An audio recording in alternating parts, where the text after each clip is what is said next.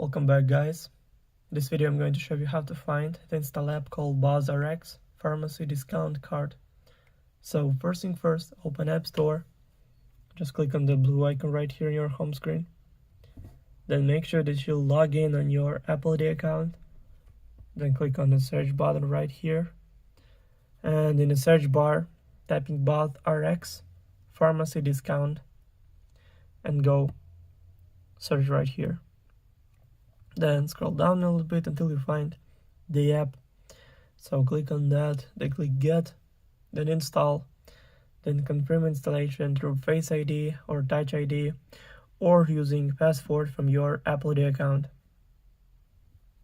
Now it's all done. The app is only 14.1 megabytes. Also, all links will be in the description of this video. Hope you guys enjoy. Thank you for watching. Please like and subscribe for more.